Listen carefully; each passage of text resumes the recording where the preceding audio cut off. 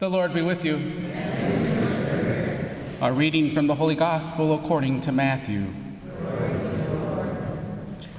When Jesus went into the region of Caesarea Philippi, and he asked his disciples, "Who do people say that the Son of Man is?" They replied, "Some say John the Baptist, others Elijah, still others Jeremiah, or one of the prophets." He said to them, "But who do you say that I am?"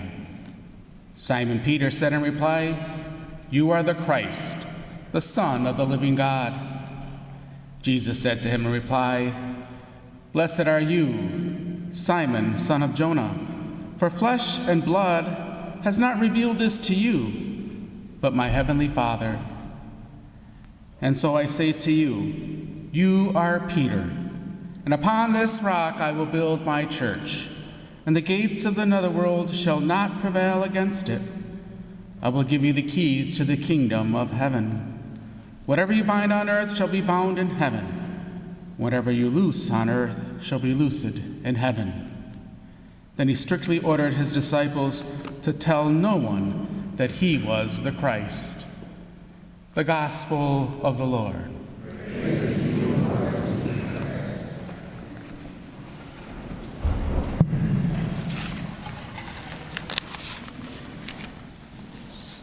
So recently, my wife and I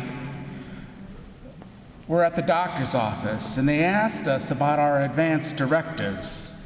And for years, that question seemed pretty simple and pretty obvious. If something happened to me and I couldn't make decisions, my wife would do them for me.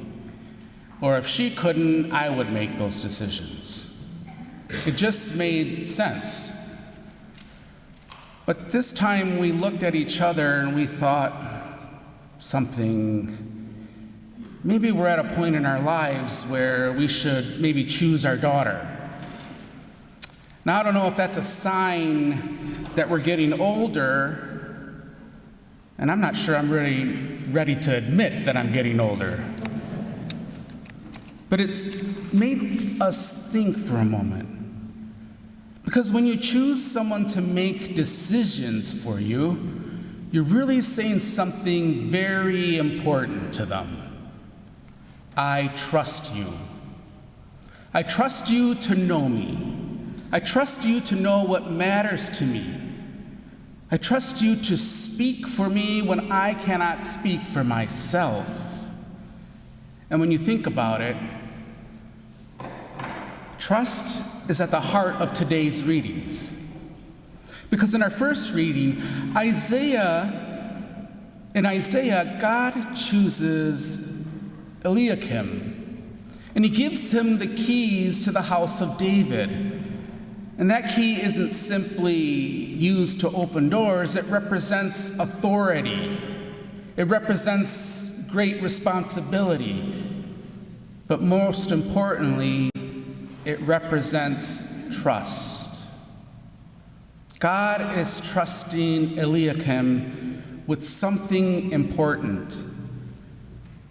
And then when we come to the gospel, Jesus is with his disciples and he asks them, "Who do people say that the Son of Man is?" And immediately they start giving him answers that they've already heard. Some say John the Baptist, others say Elijah, still others Jeremiah or one of the prophets. In other words, everyone has this opinion of who Jesus is. But then Jesus changes the question. He doesn't ask about what everybody else says anymore. He looks directly at his disciples and asks, "But who do you say that I am?" That's a very different question. He's not asking what the crowd thinks. He's not asking what their parents had taught them. He's not asking what the religious leaders are saying. He's asking them personally, "Who do you say that I am?" And Peter answers him, "You are the Christ, the Son of the living God." At that moment, Peter gets it. He recognizes Jesus for who he truly is. And Jesus tells Peter that this wasn't something Peter simply figured out on his own. Jesus says, "Flesh and blood has not revealed this to you, but my heavenly Father." And then something remarkable happens. Peter has just said, in a sense, "Jesus, I know who you are." And now Jesus is saying, "Peter, I'm going to trust you." Jesus tells him, "You are Peter, and upon this rock I shall build my church." And then he says, "I will give you the keys to the kingdom of heaven." There's that image again, the keys. In Isaiah, Eliakim receives the keys to the house of David. And in the gospel, Peter receives the keys to the kingdom of heaven.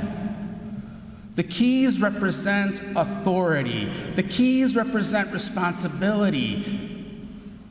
But they also represent something very personal.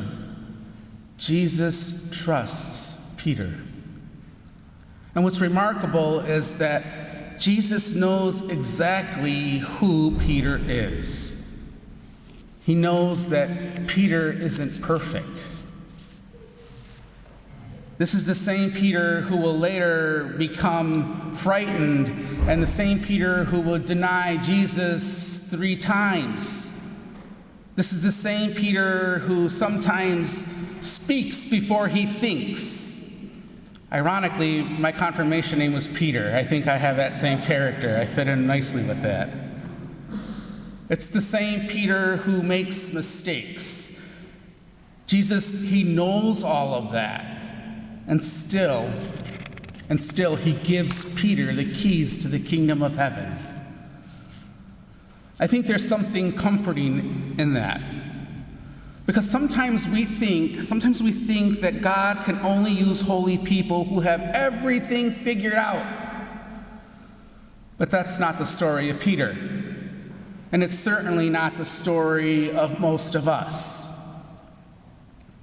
God doesn't wait until we're perfect before he calls us. He takes ordinary, imperfect people and entrusts them with something important. He entrusts them to lead families. He trusts them into marriage. He trusts them with children and grandchildren. He trusts them with friendships. He trusts them with leading a ministry, an opportunity to care for someone who needs us, an opportunity to bring Christ into somebody else's life. God has entrusted something to every one of us gathered here today in this church. Which brings me back to that conversation with my wife. And I had to choose someone to speak for me. It's an act of tremendous trust, because you're saying, I know you, I love you, and I'm placing something very important into your hands. And in the gospel, we see that movement of trust. Peter says, Jesus, I know who you are. And Jesus responds, Peter, I know who you are too. And I'm placing something very important in your hands. And maybe that's something for all of us to think about today. We know that God asks us to trust him, but have you ever considered that God also trusts us? He has entrusted us with people to love, people to forgive, people to encourage, or people to serve. And perhaps people who need to encounter Jesus through us. None of us will do it perfectly. Peter certainly didn't. But Jesus didn't take the keys away from Peter every time he made a mistake. He continued to form him. He continued to forgive him. He continued to strengthen him. And eventually, Peter became the rock that Jesus knew that he could become. So today, Jesus asks each one of us the same question that he asked Peter. Who do you say that I am? Not who does the priest say that I am, not who does the deacon say who I am, not who did your parents or grandparents say that I was, who do you say that I am? Because eventually, my sisters and brothers, every one of us gathered here today has to answer that question for ourselves. And our answer isn't found in the words we say here at Mass. It's found in how we live. It's found in whom we trust. And it's found in what we do in everything God has entrusted us to do. So, may our answer be today, tomorrow, and every day be the same as Peter's. You are the Christ, the Son of the living God.